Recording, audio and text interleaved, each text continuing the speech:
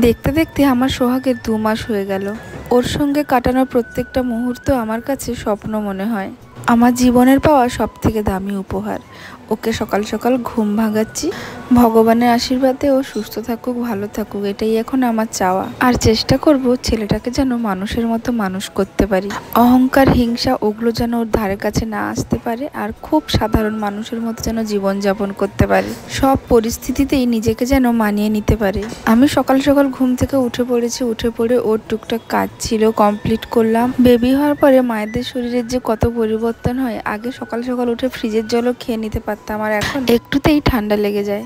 যেহেতু আমি ওপরে থাকি, চেষ্টা করি ওপরে সবকিছু কাজ কমপ্লিট করে নিচে নামতে। নিচে নেমে একদম খাওয়া দাওয়া করে দুপুরবেলা উঠবো।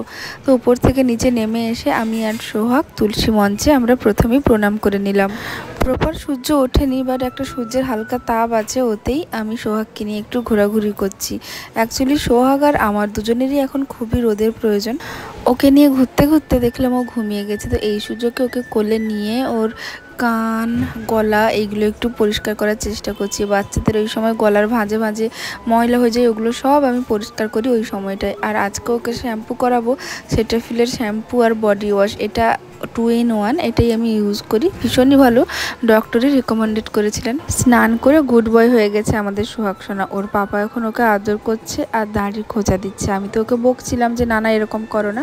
এরপর ও ঠাম্মার কোলে বসে আদর খাচ্ছে।